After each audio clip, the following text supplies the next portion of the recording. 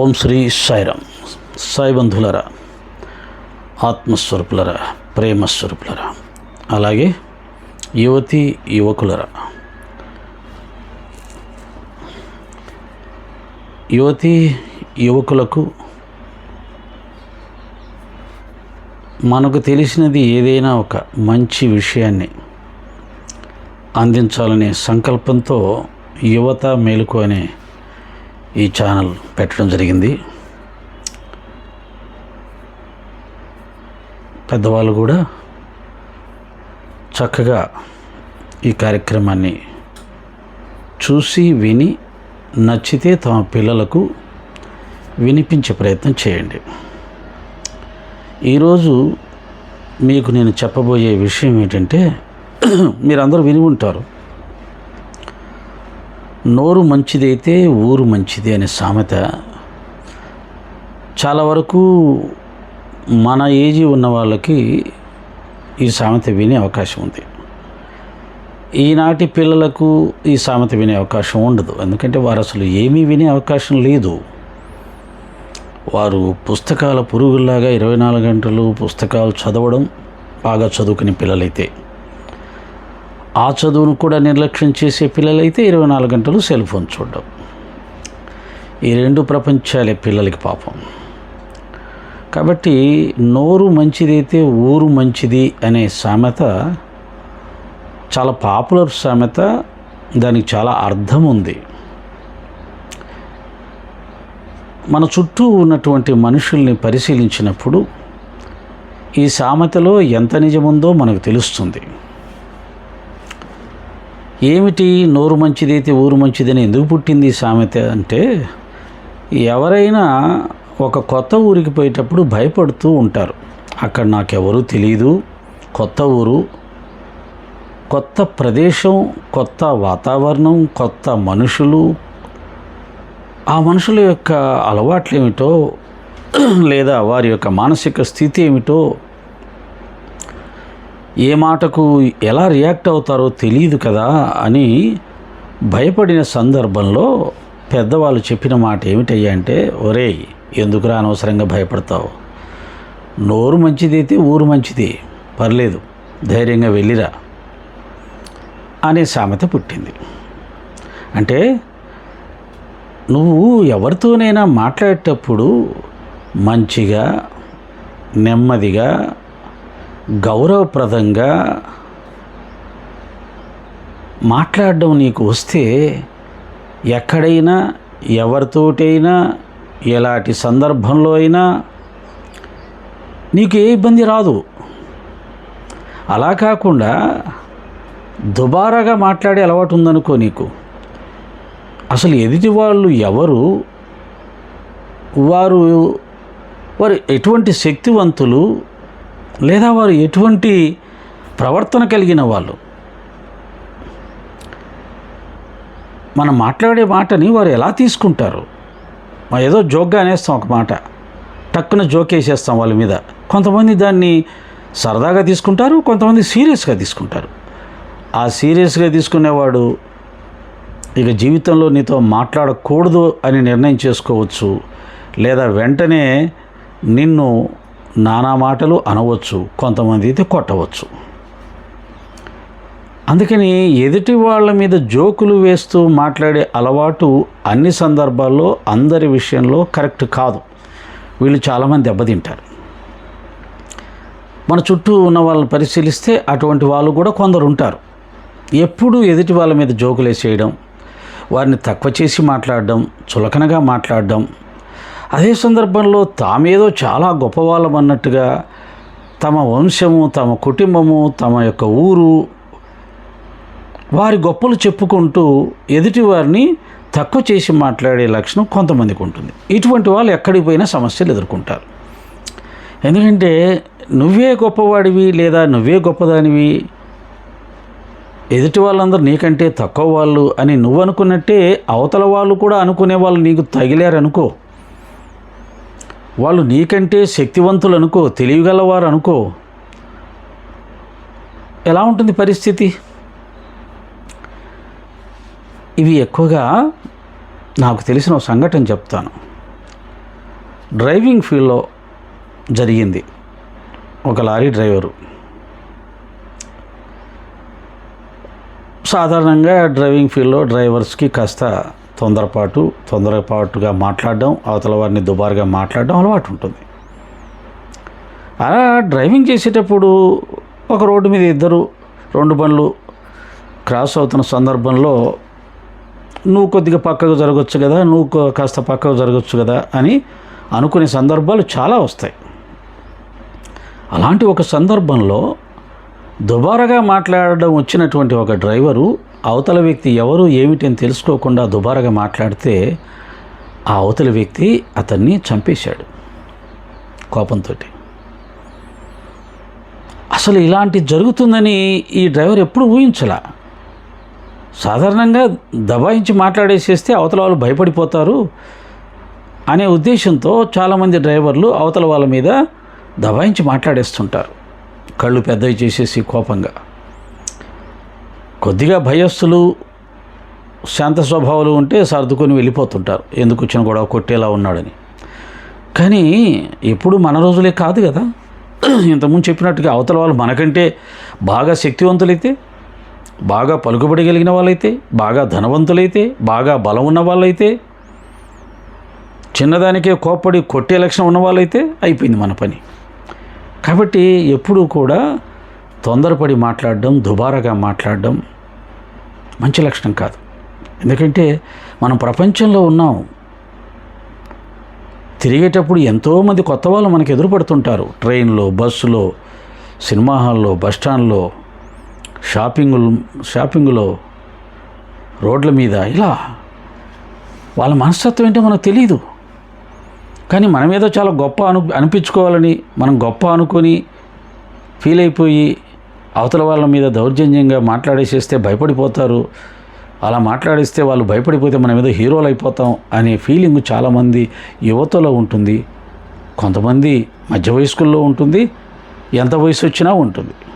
ఈ అహంకారం, కోపంగా మాట్లాడడం, ఎలా పడితే అలా మాట్లాడడం, ఎదుటివారి మనసుల్ని గాయపరిచేలా మాట్లాడడం, ఎగతాళి చేసి నవ్వుకుంటూ ఆనందించటం, ఇలా మాట్లాడే వాళ్ళు చాలామంది ఉంటారు. వాళ్ళు తెలుసుకోవాలి, నోరు మంచిదైతే ఊరు మంచిదంటే, నీ నోరు మంచిదైతే నీకు మాట్లాడడం వస్తే శాంతంగా, ప్రేమగా ఎదుటివారు ఎవరు, వారి స్థాయి ఏంటి, వారితో మనకున్న బంధం ఏంటి, రిలేషన్ ఏమిటి, పెద్దవాళ్ళతో ఒక రకంగా మాట్లాడాలి. వారితో ఉన్న మనకు ఏదన్నా అనుబంధం ఉంటే వారితో మంచిగా మాట్లాడాలి, ప్రేమగా మాట్లాడాలి. పెద్దవారితో మాట్లాడేటప్పుడు గౌరవంగా మాట్లాడాలి. పిల్లలతో మాట్లాడితే ప్రేమగా మాట్లాడాలి. ఏదైనా చెప్తే చక్కగా మంచిగా చెప్పడం రావాలి. కానీ అలా కొంతమందికి రాదు. ఎవరితో మాట్లాడినా ఒకటే, పుల్లవిరుపుడుగా మాట్లాడడం, కామెంట్ చేస్తూ మాట్లాడడం, వారికంటే మేము అధికులం, గొప్పవాళ్ళం అనిపించుకునేలా మాట్లాడడం, అవతల వాళ్ళ మనసు నొచ్చుకునేలా మాట్లాడడం,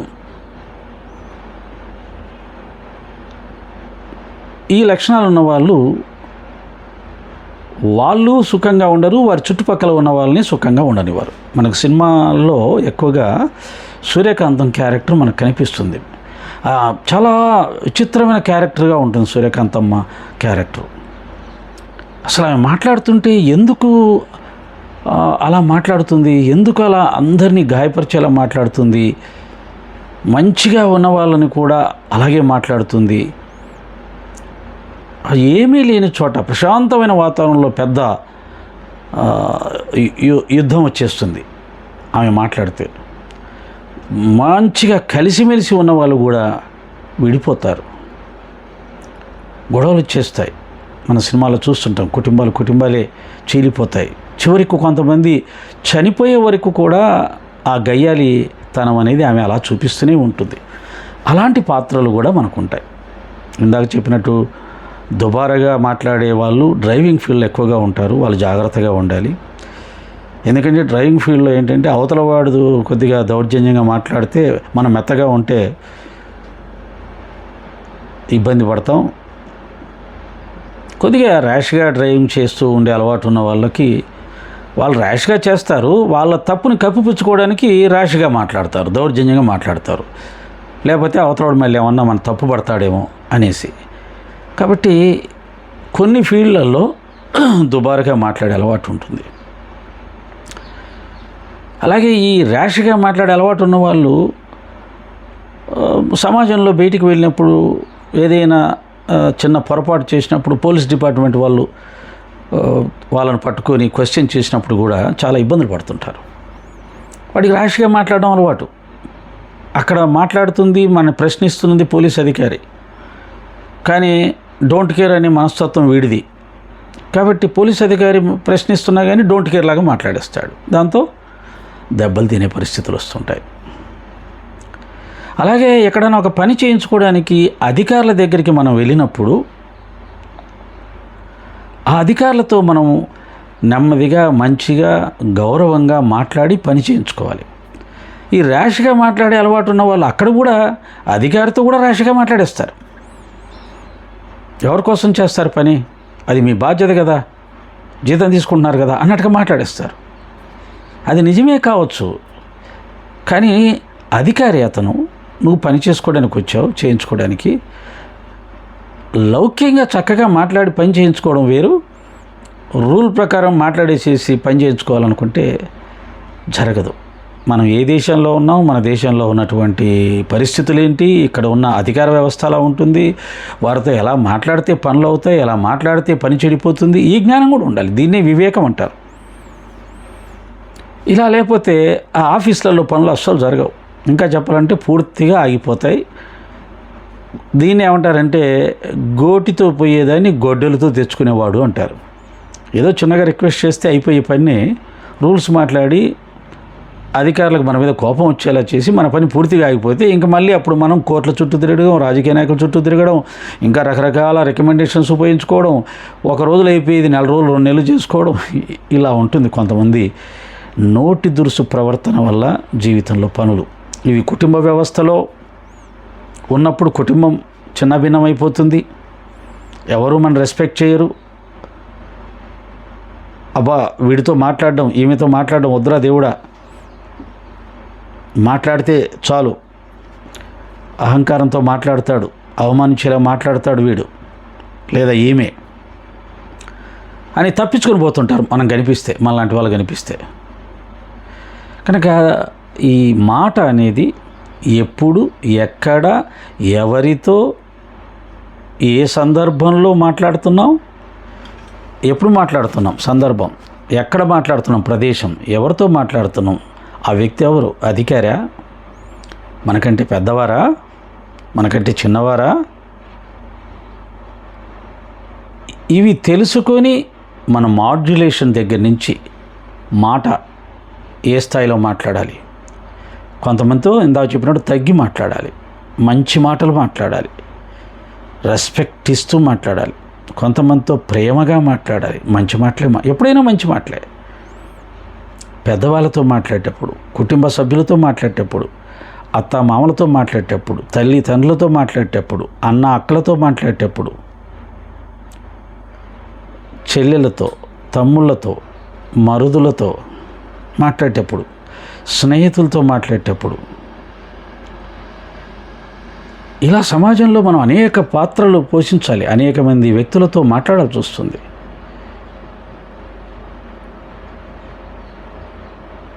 ముఖ్యంగా అలాగే ఆధ్యాత్మికవేత్తలతో, గురువులతో, సాధు సత్పురుషులతో, సన్యాసులతో మాట్లాడాల్సి వచ్చినప్పుడు, అధికారులతో మాట్లాడాల్సి వచ్చినప్పుడు, ఈ ఆయా సందర్భాల్లో మనం మాట్లాడే మాట వాయిస్ తగ్గించటం దగ్గర నుంచి కూడా, దాన్నే బాడీ లాంగ్వేజ్ అంటారు. బాడీ కూడా రెస్పెక్టబుల్గా కనపడాలి అవతల వ్యక్తికి, నమ్రతగా, అనుకువగా నువ్వు నిలబడ్డ విధానం కనపడాలి, నువ్వు మాట్లాడే మాట ఆ విధంగా ఉండాలి. అలాగే ఇంట్లో పెద్దవాళ్ళతో మాట్లాడేటప్పుడు ఇంతకుముందు చెప్పినట్టు అత్త మామలు, తల్లి తండ్రి, వదిన, బావ, పెద్దవాళ్ళు, మామ, బాడీ లాంగ్వేజ్తో సహా కలిపి మాట్లాడే మాట స్వచ్ఛంగా ఉండాలి, అందంగా ఉండాలి, రెస్పెక్టబుల్గా ఉండాలి. పిల్లలతో మాట్లాడేటప్పుడు ఆదర్శవంతంగా ఉండాలి, ప్రేమగా ఉండాలి, దగ్గరికి తీసుకొని మాట్లాడాలి. ఇలా మాట్లాడడం వచ్చిన వాళ్ళు జీవితంలో ఎప్పుడూ ఓటమి చెందరు, బాధ చెందరు. అందరూ వారితో బాగుంటారు. అటువంటి వారితో మాట్లాడితే బాగుండు అనుకుంటారు. అటువంటి వారు మన ఇంటికి వస్తే బాగుండు అనుకుంటారు. అటువంటి వారు మన స్నేహితులైతే బాగుండు అనుకుంటారు. అటువంటి వారు వెళ్ళిపోతామంటే బాధపడతారు. ఈ మాట అనేది చాలా చాలా శక్తివంతమైంది. ఒక్క మాట కారణంగానే శత్రుత్వాలు, విడిపోవడాలు, ఒక్క మాట కారణంగానే ప్రేమలు, అభిమానాలు, అనురాగాలు, అనుబంధాలు, కలిసి ఉండడాలు, దూరంగా ఉన్న అభిమానించబడటాలు, ఒక్క మాట కారణంగానే ఇంట్లోనే ఉన్న వారు వద్దురా దేవుడా అని అనిపించుకునేలా చేయడం, ఇవన్నీ కూడా మాట ద్వారానే, మాట కారణంగానే ఏర్పడుతూ ఉంటాయి. అందుకనే నోరు మంచిదైతే ఊరు మంచిదవుతుంది అన్నారు పెద్దలు. చాలా విలువైన మాట. మన నోటికి చాలా చాలా విలువ ఉంది, మన మాటకు చాలా చాలా విలువ ఉంది. కాబట్టి మంచిగా మాట్లాడదాం, ప్రేమగా మాట్లాడదాం, రెస్పెక్ట్గా మాట్లాడదాం, అందరి చేత అభిమానించబడదాం, అందరినీ అభిమానిద్దాం. దీనికి కావలసింది వివేకం, మంచి హృదయం, మనని మనం తగ్గించుకుంటూ ఎదుటి వాళ్ళని గొప్ప అనే భావనతో మాట్లాడడం నేర్చుకుంటే ఓటమే లేదు జీవితానికి. అలాగని 24 గంటలు ఎదుటి వాళ్ళని పొగుడుతూనే ఉంటారు కొంతమంది. అవసరం ఉన్నా అవసరం లేకపోయినా పొగడమే వారి పని. అది లౌక్యంతో ఉంటుంది. ఎదుటివారి చేత పనులు చేయించుకోవడానికి ఎదుటి వాళ్ళని పొగుడుతూనే ఉంటారు. అది భయంకరమైన బోరు. అటువంటి వ్యక్తులతో కూడా ఎవరు కూడా ఉండాలనుకోరు. వాళ్ళని చూస్తేనే పరిగెడతారు. ఏదో సినిమాలో ఉంది కదా, సుత్తి వీరభద్రం అని పేరు వచ్చింది అతనికి. కనిపించిన వాళ్ళందరినీ పిలిచి తన గొప్పలు చెప్పుకోవడం ఒకటి, తన గొప్పలు చెప్పుకునే వాడి దగ్గర ఎవరు ఉండాలని ఇష్టపడరు, పారిపోతారు. ఎదుటివాడి చేత పనులు చేయించుకోవడానికి అవసరం ఉన్నా లేకున్నా నువ్వు అంతటి వాడివి ఇంతటి వాడివి అని అనడం మొదలు పెడితే కూడా నువ్వు పొగుడుతున్నా సరే ఎవరు నీ దగ్గర ఉండరు, ఎవరు నిన్ను ఇష్టపడరు మిత్రమా. నీకు అందరూ దూరం అయిపోతారు. కాబట్టి చాలా జాగ్రత్తగా వివేకవంతంగా ప్రవర్తిస్తేనే, ఈ మాటను ఉపయోగిస్తేనే బంధాలు, అనుబంధాలు, ప్రేమలు, గౌరవాలు లభిస్తాయి. అందరితో కలిసిమెలిసి ఆనందంగా ఉండే అవకాశం లభిస్తుంది. ఆ మాట, ఆ నోరు అలా చక్కగా ఉపయోగించడం నేర్చుకుందాం. అందరితో కలిసిమెలిసి ఆనందంగా జీవిద్దాం. మనకు మాట్లాడడం రాక, ఎదుటి వాళ్ళని రెస్పెక్ట్ చేయడం రాక, ప్రేమించడం రాక, ఎలా పడితే అలా మాట్లాడుతూ ఎవరూ నాతో మాట్లాడట్లేదు, ఎవరూ నాతో స్నేహం చేయట్లేదు అని అనుకునే అమాయకులు కొంతమంది ఉంటారు. వాళ్ళకి మాట్లాడడం రాదు. చిన్నపిల్లల ఎలా పడితే అలా మాట్లాడేస్తారు, దుబారుగా మాట్లాడేస్తారు. అవతల వాళ్ళు ఏమనుకుంటారో అనేది అనుకోకుండా మాట్లాడేస్తారు. పెద్ద చిన్న లేకుండా మాట్లాడేస్తారు. ఎదుటి వాళ్ళని ఎగతాళి చేస్తూ నవ్వేసుకుంటూ మాట్లాడేస్తారు. దాంతో ఏమవుతుంది? అందరూ దూరం అయిపోతారు. అప్పుడు మళ్ళీ ఏమనుకుంటాం? నాతో ఎవరూ మాట్లాడట్లేదు అని బాధపడుతూ ఉంటారు. ఇలాంటి వాళ్ళు కూడా ఉన్నారు సమాజంలో. కాబట్టి పిల్లలు, పెద్దలు, మాట చాలా శక్తివంతమైంది. మాటను జాగ్రత్తగా ఉపయోగిద్దాం. ఇంట్లో, బయట, అనేక చోట్లలో మాట్లాడేటప్పుడు ఎవరు, ఏమిటి, ఎక్కడ, ఎందుకు, సందర్భం ఏమిటి, ఎదుటి వ్యక్తి ఎవరు అని తెలుసుకొని మాటని ఉపయోగించడం నేర్చుకుంటే వారు అన్ని వేళలా అందరి విషయంలో విజయం సాధిస్తారు. ప్రశాంతమైన జీవితాన్ని అనుభవిస్తారు. ఆ విధంగా నోరు మంచిదైతే ఊరు మంచిదనే సామెతకు ఈరోజు మీకు వివరించడం జరిగింది. ఇదే టాపిక్ మీద మాట ఎంత శక్తివంతమైందో మళ్ళీ మీకు ఇంకొక ఎపిసోడ్లో వినిపించే ప్రయత్నం చేస్తాను. ఓం శ్రీ సాయిరామ్. జై స్వామి వివేకానంద.